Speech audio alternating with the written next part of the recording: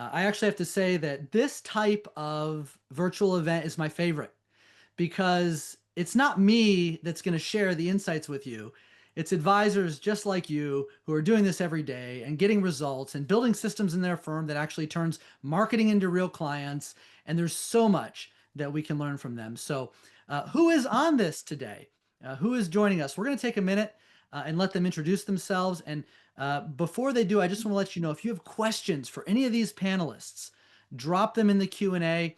We probably won't take them immediately, but we'll try our best to allow time for Q&A at the end. So if you do have a question for one of them, just mention them by name in the Q&A, and we'll make sure to direct that question to them when we have time.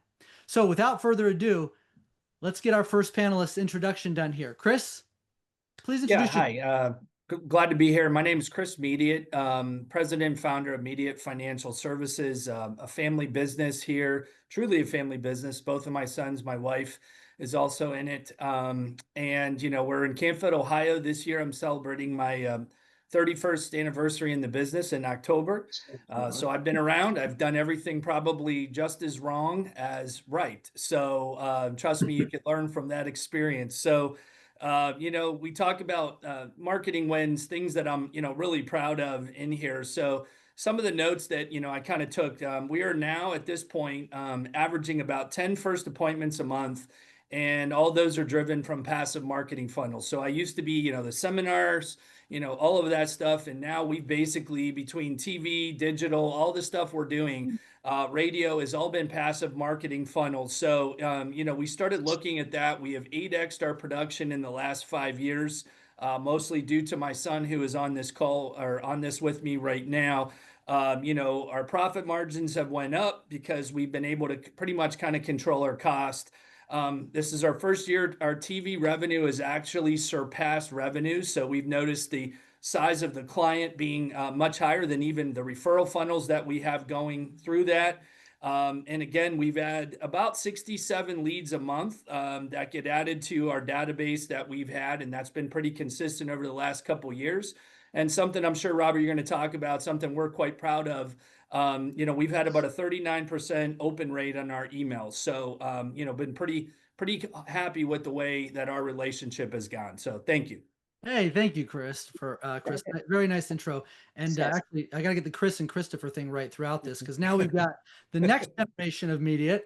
Christopher, please introduce yourself and also share a marketing win as well. Yeah, absolutely. So, hello, everybody. My name's Christopher. I'm Chris's son.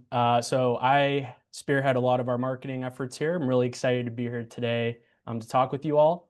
I'm pretty young in the business still, but over the last couple of years, I've seen quite a bit. I've been given a lot of responsibility, and it's just been really exciting and fulfilling to be contributing to a greater mission for my family. So, if I was to think about one big marketing win out of the quite a few that my dad just mentioned, so I'll try to keep it brief. But again, just our adaptability. At one point, I would say we were a one-trick pony, and then I've been proud to see our growth over the last couple of years as we've added funnels and just expanded our marketing matrix. So again, really excited to help in any way I can, share any insight I got, and again, I'm really thrilled to be up here with some fellow rock stars. So it's cool. Yeah, So you good see to have you why I'm here. proud of them. As you should be. Christopher, later, maybe you can tell us one of those things your dad did wrong. Right. All right. Right. Alicia, please introduce yourself. So my name is Alicia Lewis, and I have been in the business for like 17 years. Love what I do. I love talking about marketing. Probably the thing that I am just so proud of with marketing is just how we've gotten our systems to be so compatible and work together. And, it just like the guys talked about, it should never be one leg under the stool. We should have multiple legs under the stool. But I love how Snappy Kraken has really kind of pulled all of those together so that now we can really nurture all of the leads and prospects that we haven't yet closed and brought on board, but really just bring it all together and continue to just be in front of people. And I always think of it like food because, I love to eat.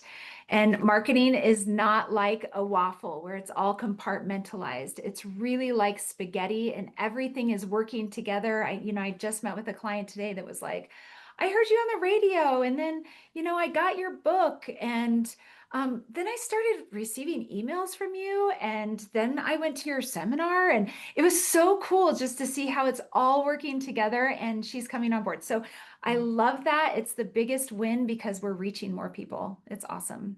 You just gave me a new marketing analogy. Thank you, Alicia. I'm already learning from you. All right, Bob and Shelby. Bob, why don't you please introduce yourself and share a marketing win as well? Sure, Bob Foudy with New Horizon Wealth Management. We've got the Buckeye State well represented here today. We're in Canton, Ohio. So been in the business about 33 years, and we've really been building out and expanding pretty rapidly, seeing a huge increase in not only new production, but net profit as well, especially over the last 4 years. We've been expanding. Shelby's, fairly new to the role.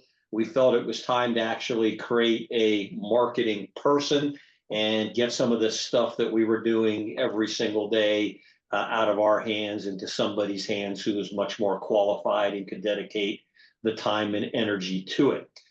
We had a really great event this fall, Everything LTC, and we used digital marketing to really generate a lot of interest. We got a ton of leads. A lot of those leads showed up at the event. The ones that didn't, we've now got them in the database.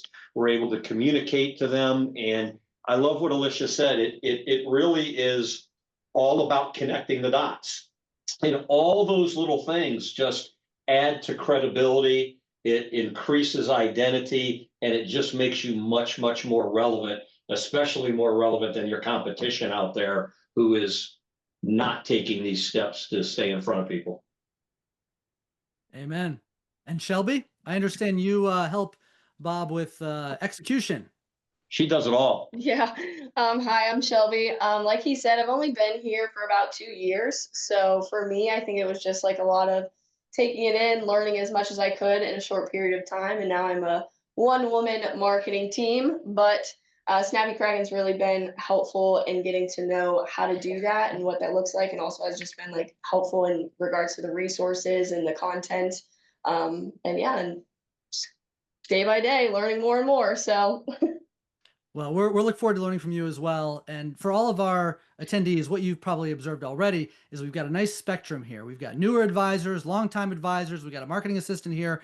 And it's true. They all use Snappy Kraken, but this is not going to be a Snappy Kraken commercial because here's the reality. Snappy Kraken alone won't get this done. You need great processes. You need follow through. You need creativity. You need to introduce your own approach as well, along with the automations and the reporting and the other things we do. So we're going to focus a lot today, not just, of course, on the tools, but on how these advisors and firms actually do marketing overall. And where the tools fit in, of course, is part of the conversation. But what we're going to start with, we're going to talk about content to begin. We're going to focus on why content still matters. We'll spend about 10 minutes there. Then we'll talk about the type of content that actually starts conversations. So not just content for content's sake, but content that performs. Then we'll talk about systems and consistency and the role that plays in the outcomes that we get. Lastly, we'll talk about turning the engagement that you're getting into real opportunities and clients. And then we'll have a rapid fire conclusion where you can steal the takeaway ideas from our fine panelists. So to get us started, let's talk about why content still matters. And Shelby, we'd like to start by asking you. We know there's no shortage of content out there. And in fact, AI slop is just causing even more content to proliferate everywhere you look. So why do you think your content connects? yeah. So something that they started prior to me being here that I've kind of just like added my touch to it when I arrived. They have these weekly like front porch pop-ins, and just like I kind of branded it out to be more of like a magazine style. And there's just something about that you would be kind of shocked about how many people actually want to see that. So like now it's gotten to the point where if it doesn't go out, people are like, where is this? Did I miss the email? Why am I not getting it?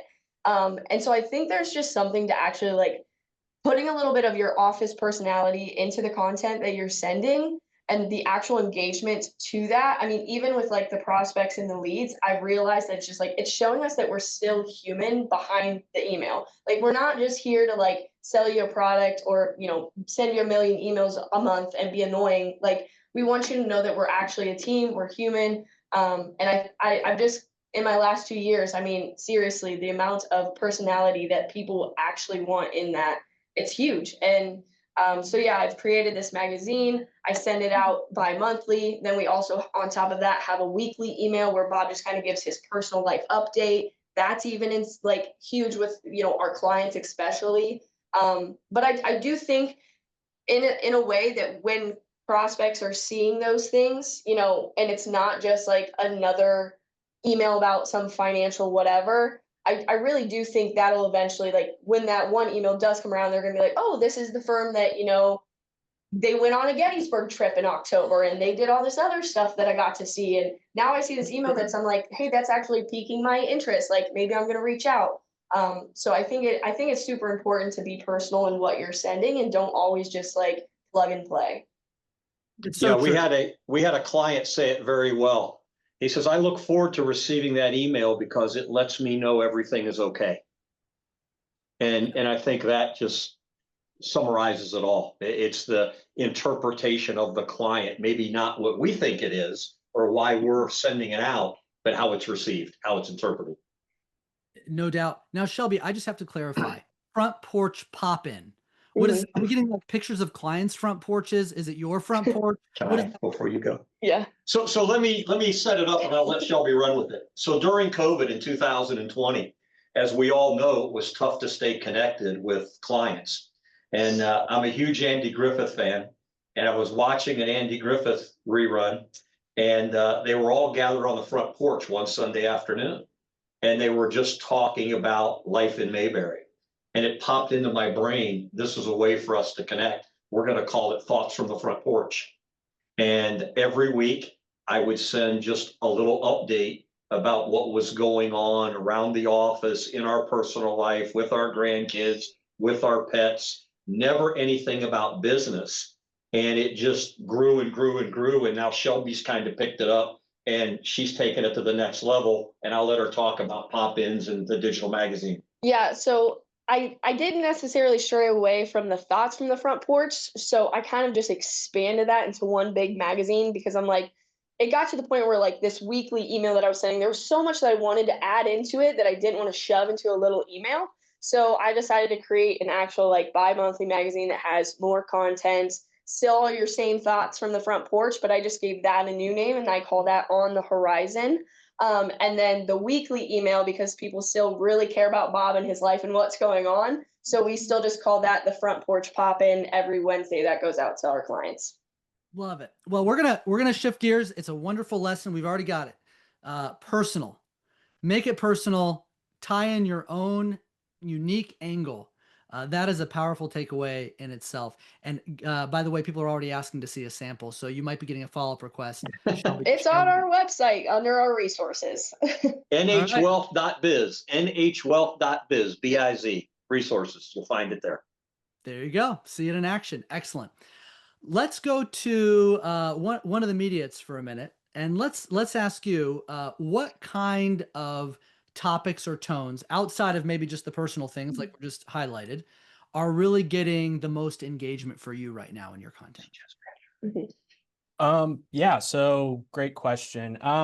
You know, it's kind of hard to answer totally outside of the lifestyle stuff because if I could just speak to that for a moment, Sure. you know, I think when it comes to promoting financial content, a lot of it kind of feels staticky to people. So I think whenever you're able to inject that personality, it adds something different to the table that you're not seeing at those Edward Jones or those bigger box firms, right? But of course, there is still that financial, you know, content element, that education. That's what we are constantly trying to push. Okay, we're constantly trying to educate. We're constantly trying to get right to the point. All right, because a lot of times you see a lot of the what. Okay, you don't see a lot of the why should they care and how do they address it. You know, so a lot of what we do with our content, like financial stuff. So we're on TV a lot. We have a very big TV presence right now. That was one of our major investments that we probably made about 5 or 4 years ago. And so what's been nice about that, filming all of those in advance, is we have this nice library of our own basic content that's visual, right? It's a little bit more engaging than your static content that you post, like say like a newsletter, our Visual Insight newsletter that might get pushed, or a white paper, or whatever the case may be. Being able to cut up those segments so that you have just this greater library of content just to push.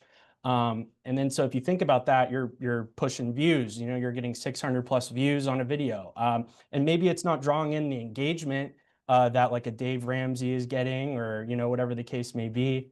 But it's still more than you were getting before, and it all still works onto the greater whole of your entire marketing matrix. All right, your personality should be touching every single part of those that marketing matrix, and social media is not one of those things that I think you can underrate.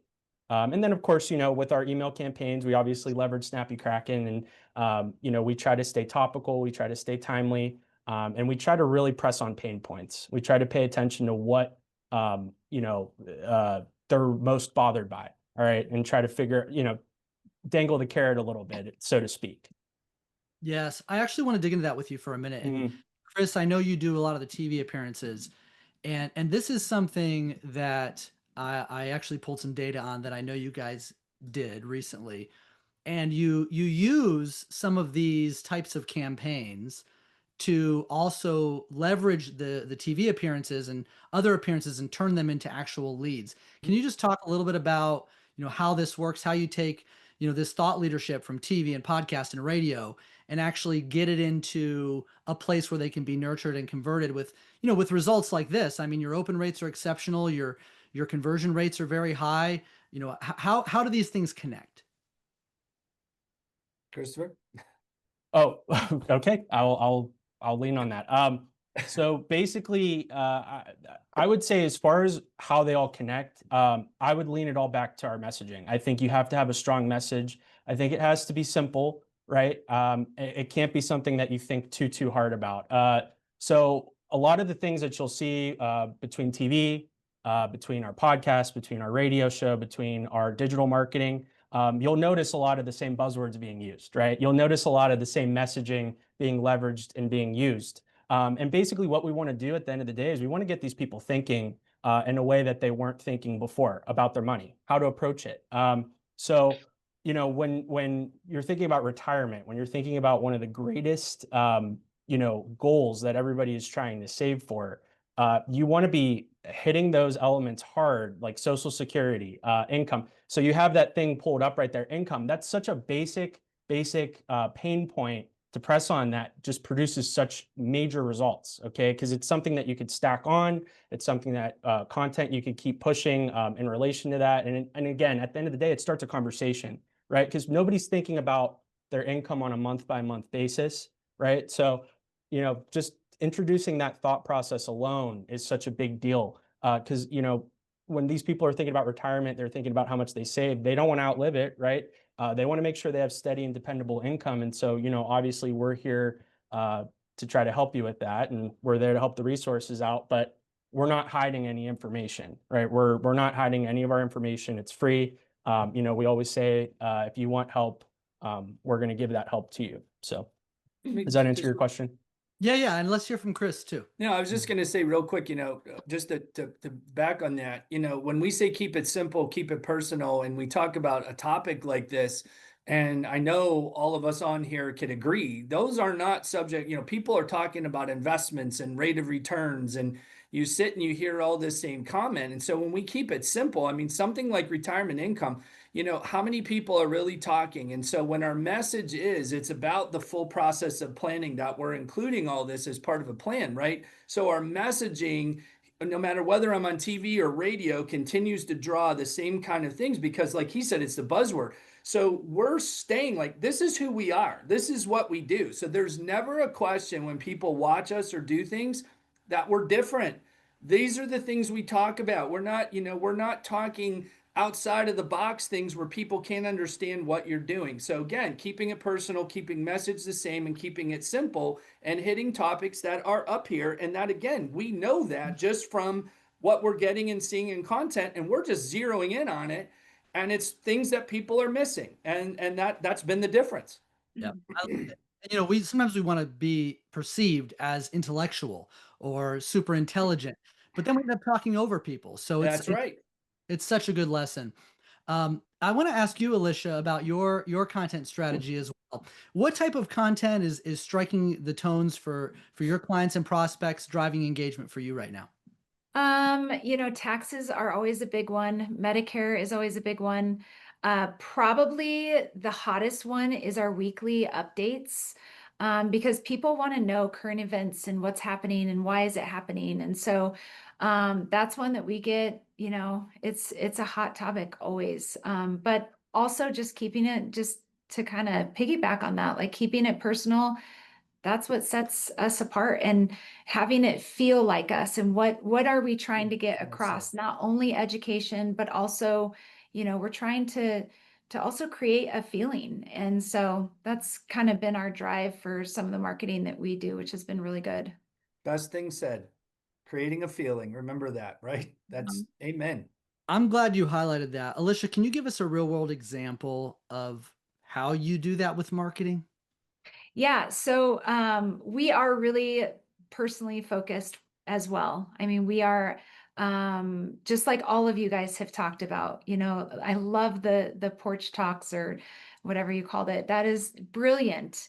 And I think if we all recognize that that's what it's all about, is relationship, and that's what people want. They don't want to be another number. We all know this, right? Like that's why we're independent advisors. We're not working for the big box organizations. But as we continue to nurture people and nurture what it is that they're after, and I'll give you this example. I don't know if this is kind of jumping ahead or anything, but I had this client, wasn't a client, it was actually a prospect, had been to lunch and learns and read our book and had come to an event, had come into our office, but just hadn't quite made the jump, right, to come on board with us. And very high net worth family. And so we just started nurturing that relationship, again, through events, through snappy campaigns, and just kind of staying in touch. And there was this one day that my marketer was like, oh my gosh, they opened this specific snappy campaign. And and we have a very specific system, which I think is really, really, really important when it comes to any marketing campaign. But we have a system. And so she called me and she says, hey, they opened up this snappy campaign. And I opened it up to see which campaign it was. And it was a hot topic of what we had talked about when they were in office. Now, granted, they hadn't been in the office for a year, but we were still nurturing them. And I called them up right away, like same day. And I was just like, hey, listen, I saw that you opened that up. And while that's really good information, I have some additional information that's going to really benefit your situation, because I know your situation. So let's have a conversation. And sure enough, they came in for another meeting with us. They're clients of ours now. So it's stuff like that it just patience is part of marketing. And I know how we all are, right? All of us advisors are kind of the same way. We're like, bam, let's go to the next, right? Like, who are we going to see next? And we're in with another prospect. But this is where it kind of takes that hard chasing out of it. And yes, there is still absolutely chasing that needs to be done, and nurturing that relationship, keeping in front of them, being personal. They want to be wanted, right? And so it is important to do that, but sometimes it's hard because we're advisors, we're on to the next. And so some of these things kind of take it and like let the system run with that. But like I said, it is so crucial, I think, to have a system in place, because without a system, I was talking to somebody the other day, and this is wild. They were telling me that, and they work with a lot of advisors, and they were like, you guys have just some of the most incredible systems that there's people that do TV that they don't even open up their HQ to see how many leads, they got, or, because maybe they didn't call in, but maybe they just requested a guide or requested whatever it is that you're offering on.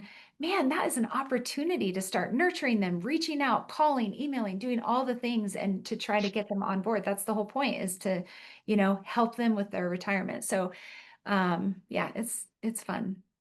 It's amazing, Alicia, because you're doing what most advisors don't do when it comes to marketing. They think the marketing is going to just automatically get people in their office. But you had to see the marketing working, take action on the marketing, and there's an extension that has to happen, and the patience. I mean, a year. Some people try something for a month and they quit. So Chris has got a two years, right? Is that what you're saying? We literally have engaged two people, and not to butt in, but it's ironic to say that it's working, because I was going to piggyback on her, consistent, being patient, but having a process and system. Again, without having that automation, the process system, it would never happen. But at 2 years, we had two people this year that have been in our funnel for 2 years that finally decided to take us up on the appointment. And that doesn't happen, right? Without being able to stay patient and consistent, because people would have got rid of them.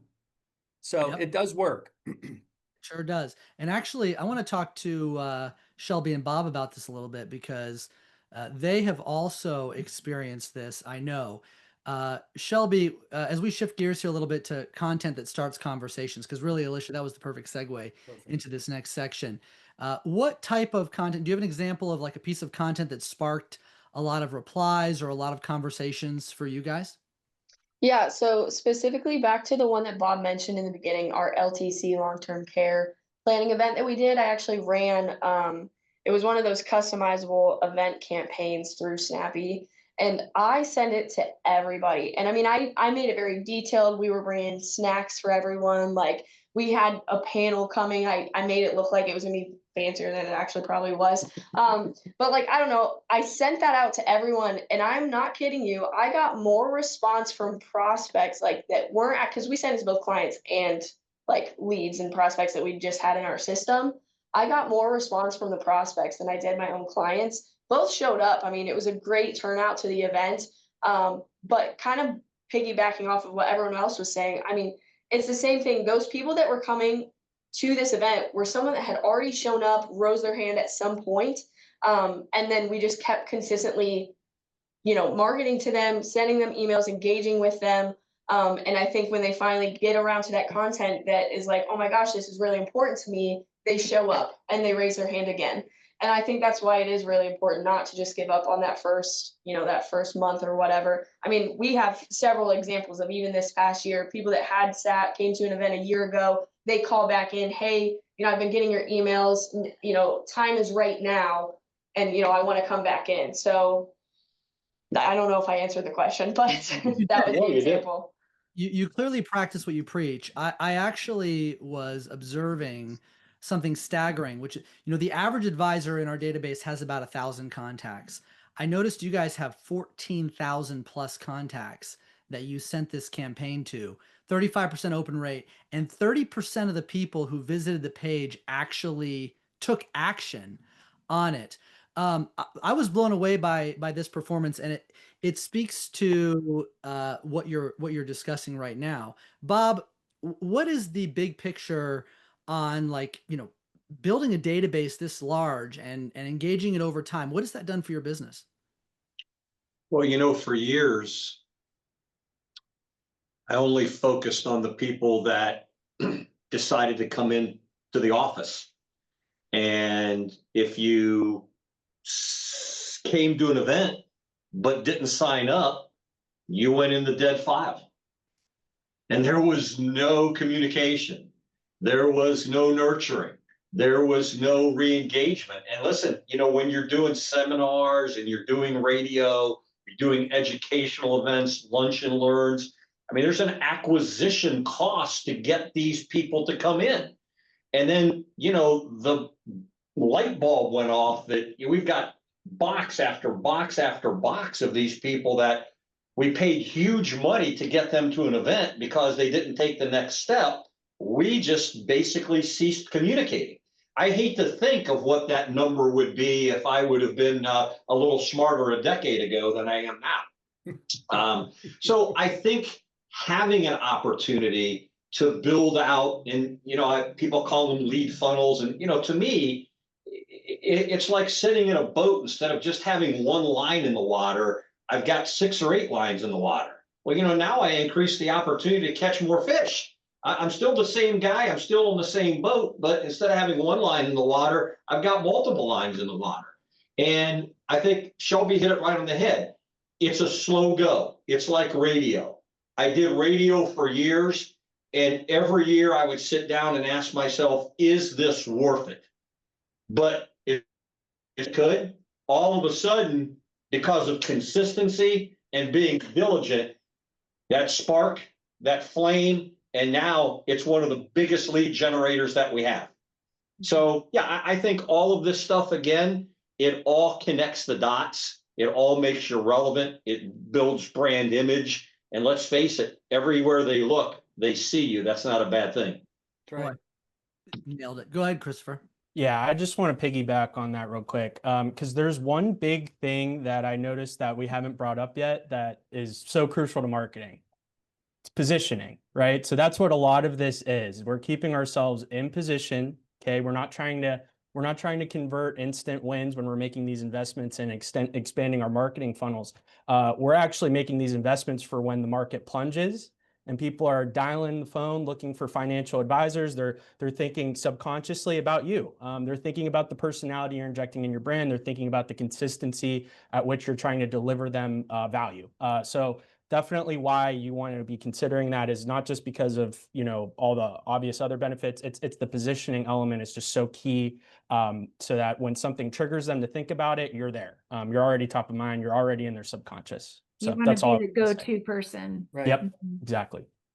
Let's move to that topic of consistency, and I want to actually just stay with you for a minute, Chris, and then we'll talk to Alicia again.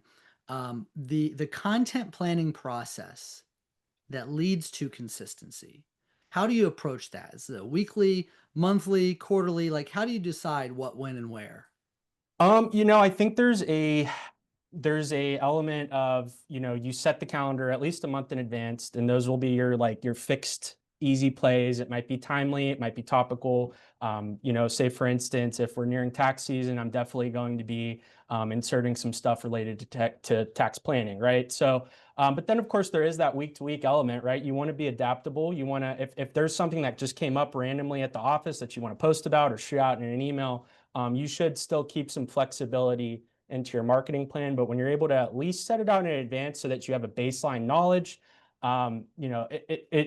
it's very crucial, because there is also that element of bombarding people with too much emails. So if you're not aware of that, if you're not keeping track of it on a week to week basis or a month in advance, then these emails start to become white noise. They start to become a nuisance, and that's not what we want. So that's where I think the planning comes in for that.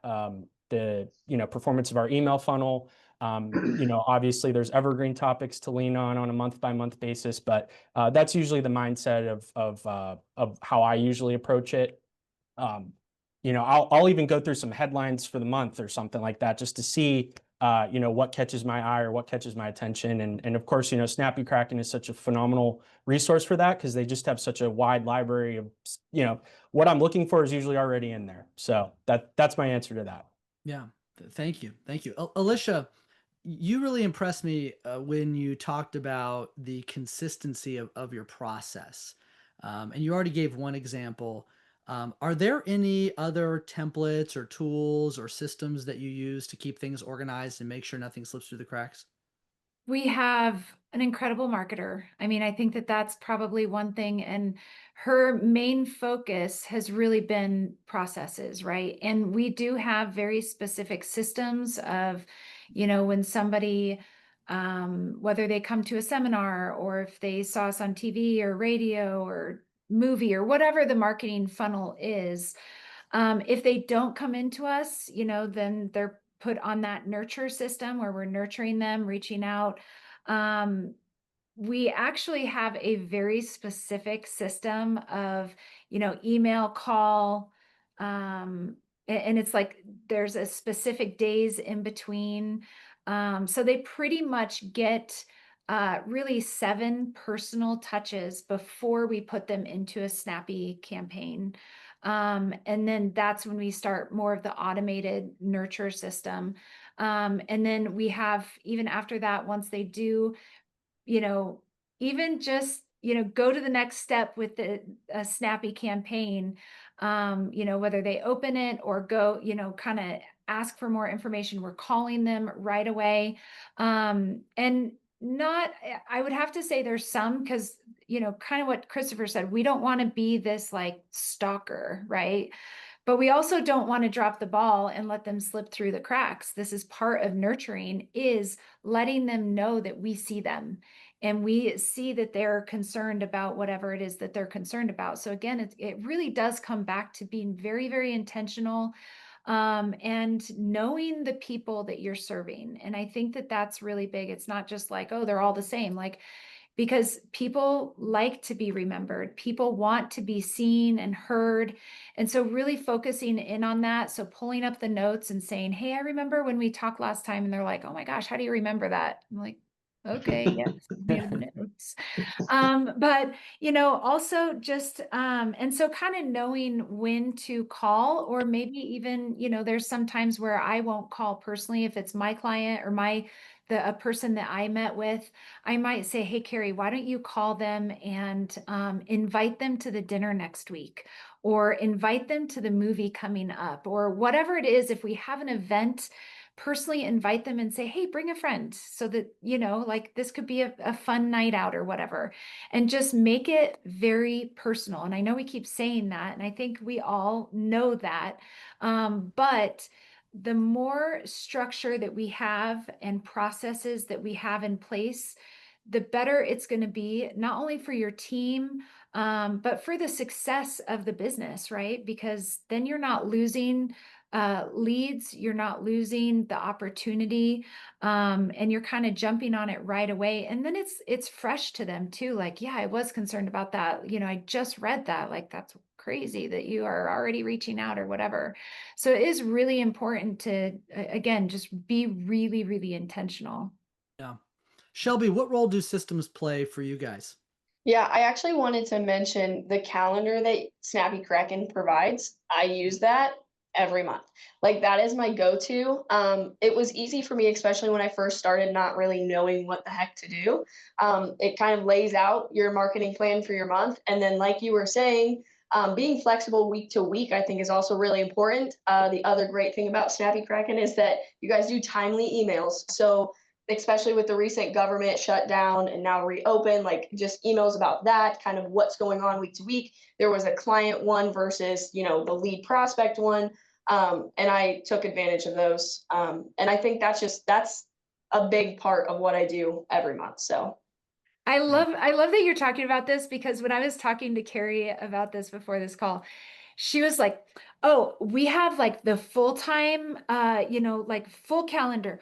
Wednesday is the market update. Thursday is insight newsletter. Like she knew, she had it memorized. It was so awesome. But she was like, this is what consistency is, And so yep. it's so true. And us advisors, I'm like, oh, okay, that's awesome that you use that. That's the tools that, the marketers really take advantage of. And that's what helps with the consistency, because we're not going to do that. And that's not our strength, and that's okay. That's what their strength is. Well, there's a powerful lesson here. And anybody who's even watching this hopefully picked up on it. Bob's got Shelby. Alicia, you've got someone helping you. We've got Chris has his own son, Christopher, right? There's a reason why successful advisors have someone helping them with these areas. So excellent example. You guys are definitely living it day to day. Let's talk about taking marketing opportunities and really turning them into new business, because we've heard a couple of examples of how that's been done. But I'd like to come back around the table and just hear from everybody how they actually go from, business gets hectic, things can fall through the cracks easily. But when you are doing all of this marketing, the goal, of course, is new business. So let's talk about somebody comments, replies, submits a lead, and I'm gonna actually just stay with you, for a minute, Alicia, because you actually have a great example of that as well. One of the things about all of you, you've got massive email lists, high open rates because you're consistent. And like in this case, a 13% conversion rate means that out of every 100 people who visited this landing page, 13 of them submitted a comment or a reply or a form. And some firms find that overwhelming. Like, oh, I got all these inbound. I don't have time for that. But you guys are viewing that as opportunity and you're seizing it. So, Alicia, once somebody does this, replies, comments, submits a form, what is your next step? So it can be very overwhelming if you don't have a system. And that's where I think people kind of throw up their hands and they're like, I don't even know how to get ahead of it. So that's where we continue to nurture. So there's, a lot of times we might run them through Catchlight and kind of filter out what are some, maybe some leads we should focus on personally reaching out to versus some that might just continue the nurture campaign through Snappy. And so we do kind of cherry pick, if you will, because otherwise it's completely overwhelming. And then, so once we've kind of categorized who we're going to reach out to, then we start that system. So it's the call, the email, another call, and we give it, it's a total touch of 4 touches from my office, but then we have a call center that does 3 more touches. So we have a total of 7 touches for that person. And it kind of depends again, where if, let's say we have however many leads that come in and we say, okay, from Catchlight, these are the really qualified leads. These are prospects, and the prospects we're automatically reaching out right away. But if they're fresh leads, we might, invite them to the next event, like I said, because we want to get them, oh my gosh, you were really concerned about taxes. Well, crazy, we're having a tax seminar, like you should come, and it's always whatever they're talking about, that's what you want to capture, and or whatever they've clicked on, that's what you kind of want to capture and say, well, we have an event going on right now that is actually going to talk towards that, because ultimate goal is, if you haven't seen them face to face, you want to get them face to face. You want to get to know them, because otherwise it's just clicks, right? And so it's important for your team to know exactly, here's the process of what we're doing, and also kind of be a little picky about where they're spending their time. If we're pulling Catchlight, I might not be having Carrie call people that are under a certain net worth or whatever. So yeah, just be really intentional there. That's excellent. And Catchlight is an integration partner with Snappy Kraken, by the way. So whether or not anybody here uses this, you can even filter your leads based on that Catchlight data, so that the ones that are qualified go one way and the ones that aren't go another way. So good suggestion there, Alicia, for sure. Focus on where the opportunity is. How about you over at Mediate? What are you guys doing? Yeah, so very similar process, I would say. Well, one, I think it's great that you do 7 touches. In terms of like the most intentional touches, we don't mess too heavy with calling them necessarily. We kind of experimented with that a little bit, had just mixed results, and I think that very much so just depends on the area that you're at. That's so I would say our strategy does kind of lean very much into that passive, kind of just hands off, like here's, that, and obviously there is that targeted, like Alicia was saying, was, if we know somebody was very interested in tax planning, we do our monthly, events that we have that are centered around a particular financial topic. We just so happen to have a tax planning event coming up. So, obviously we have a group segmented for that, and we're targeting that. And just like her, we use Catchlight as well. Obviously we want to know who's in our database. We want to know what, interests them, what they care about. So we'll actually segment also based on, there will be income thresholds. There will be a topic of, this segment was most interested in Social Security. This one most interested in investing, whatever the case may be. That way you're able to run multiple campaigns, different strategies. You're able to really diversify that database of leads that you have. It's very key. So yeah, so I would say a lot of it is that hands-off, just consistent approach, just staying in front of them, right? Staying at top of mind. And then eventually, it converts. Eventually we hit a ding somewhere or something triggers. And again, like I said, a lot of our strategy, it's all positioning. So, and I'll just piggyback real quick on that. Just remember, everybody can't be afraid to use call to actions. Yes. And in their marketing. So, it could be a passive call to action, 15-minute phone call, request this toolkit, so again, we're trying to get how many things we get them to interact with over that period of time. And, they need to know where to go. So how do I engage with you? Am I supposed to just, look at this form? Am I supposed to email? What am I supposed to do? So we always try to make sure every little marketing piece, as passive as it is, but we're putting the ball in the court when they're ready. But there's always some sort of call to action so we can make sure that, we're keeping them knowing that they can engage with us at any point. And I just, Christopher said that right on. I just want to make sure everybody don't be scared to have that stuff in your marketing. And that usually is what transitions when we know somebody's doing a 15-minute phone call, or we're pretty confident they're coming in for an appointment, so that I think that's a very sort of passive way of doing it. Just make sure they have an opportunity to get engaged with you. I'm so glad you highlighted that. You both highlighted things that are so relevant for conversations I have every day with advisors. They're afraid to do calls to action because they think it makes them look desperate, but it doesn't if you do it right. Right. And Christopher, you nailed it when you said different paths for different people.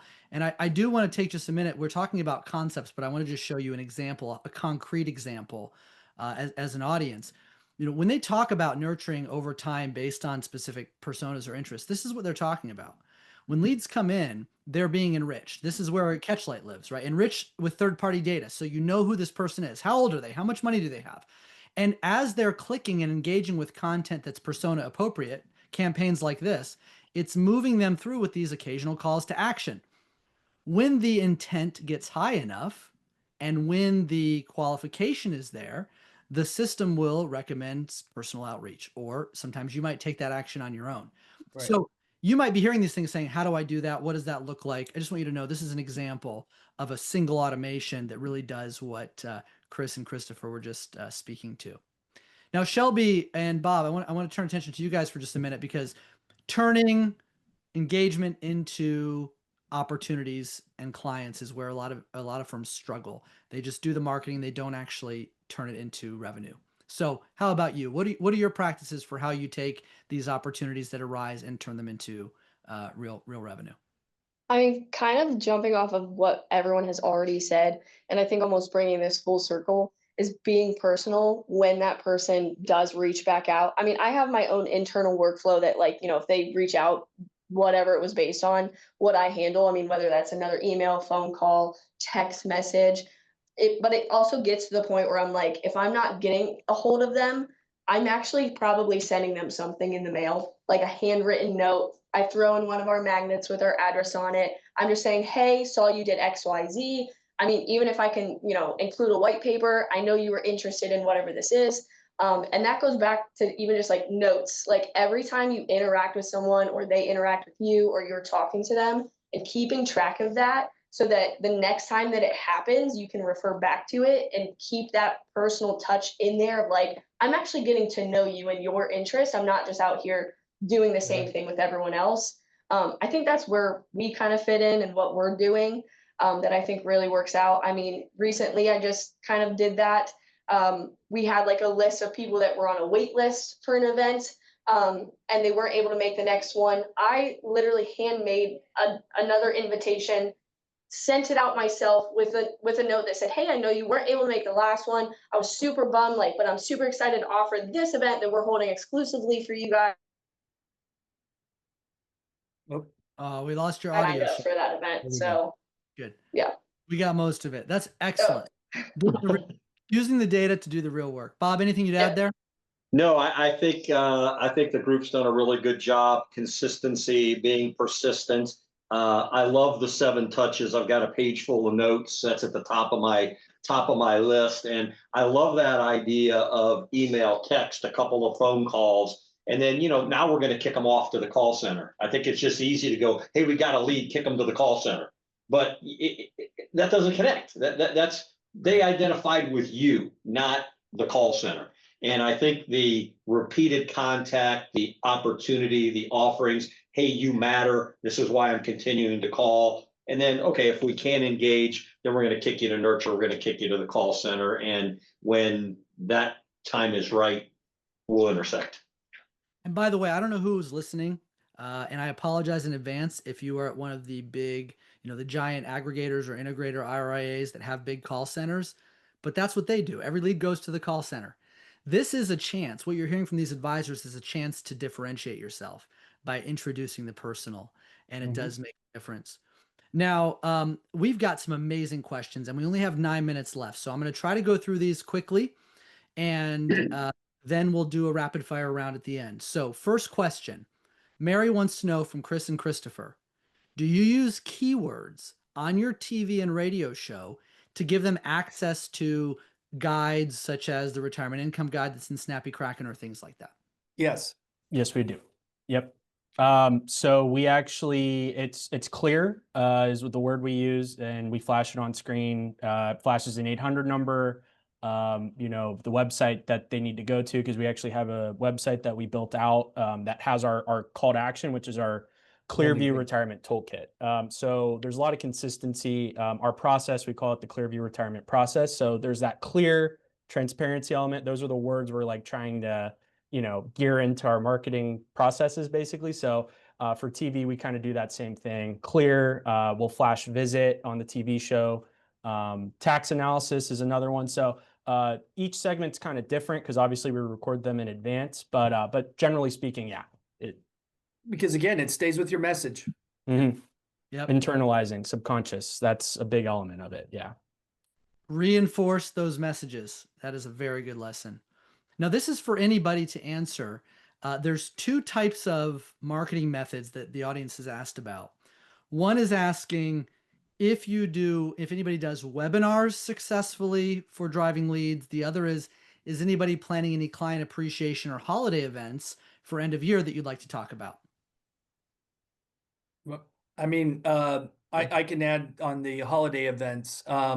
We do a client appreciation Christmas party. Actually, just to give everybody an idea, we call it our marketing calendar. We set it up. So we just did it last week, and we put a year in advance that we're doing a touch a month, every month, whether it's a food for thought educational topic, whether it's something fun, client baseball games, client bowling. And then our big thing that we do at the end of the year is our holiday Christmas party. And we make it a thank you. No business. I don't have people coming in just so they can pay for it or anything like that. Okay, this is on us.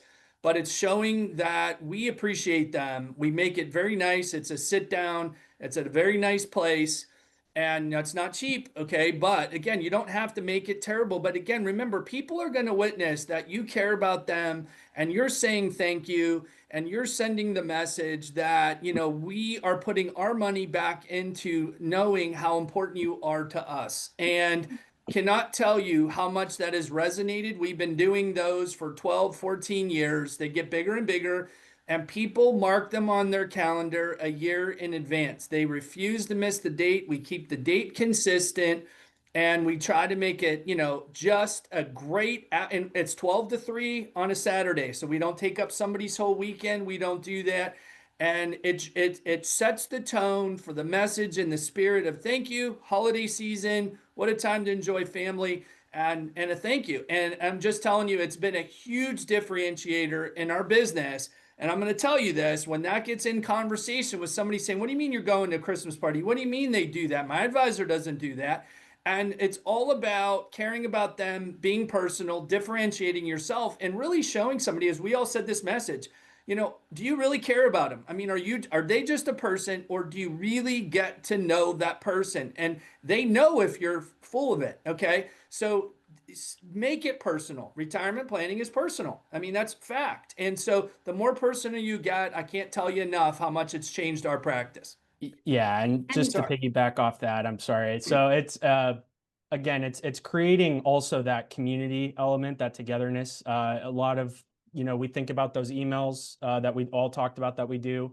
We talk about these events where we're trying to get in front of their faces. We're remembering those little things. We're building up this idea that they are a part of something because you believe it. All right. You have to believe that. It starts with you, right? And trust me, like he said, they know it, they see it. Okay. So, and to answer the second part of the question about the webinars, we did make an attempt at that a couple years ago. It was, again, a lot of this is regional, so I always want to keep that in mind. So for us specifically, what we tried to do wasn't quite our speed. It's not like we're anti-webinar. I think we actually do want to, experiment with some ideas down the line, but we're very, all about getting people in the room with us so that we're all under the same roof. And I'd have to say, like, we used to do Christmas parties and we put a kibosh on them. And the reason being because we were kind of starting to outgrow Yes. all of our spaces. So that was a problem. And the problem that I was noticing is all the people that I really, really wanted there weren't there. We're going. So, yes. And so I called them and I was like, why aren't you guys going? They're like, we love you, but it's Christmas and we have so much going on, or we're traveling or whatever it is.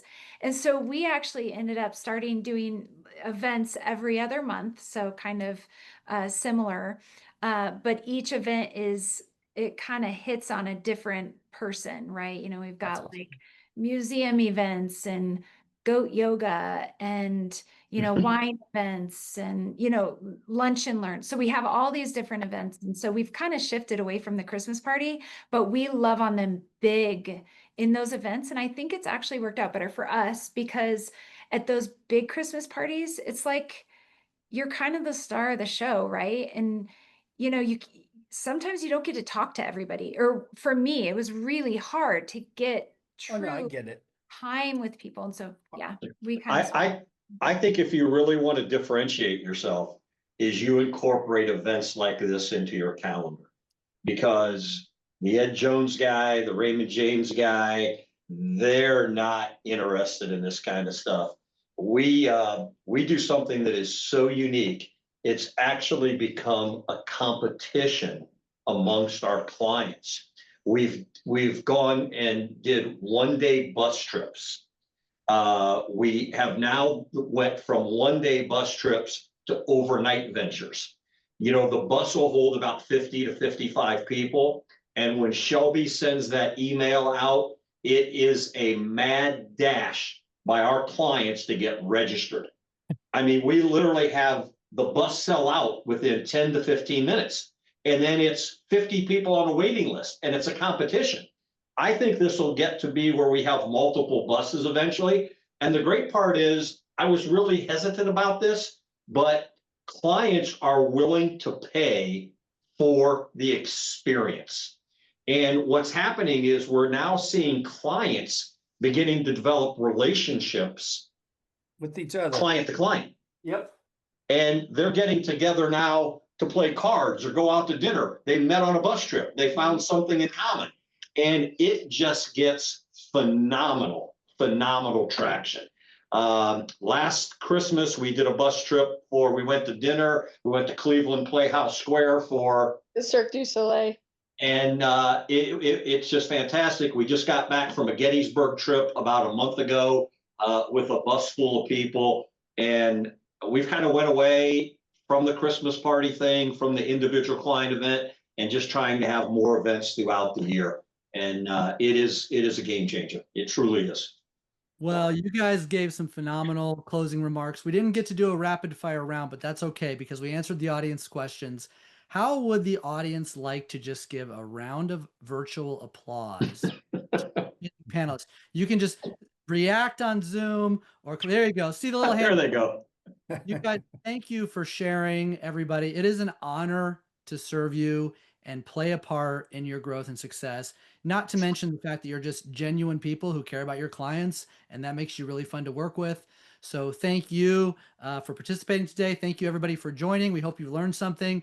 And to everyone, may your marketing be more personal, more consistent, and please steal these ideas. Thank you, everyone. Thanks for this. Thank you, guys. Thank you. Appreciate Happy it. holidays. You guys too.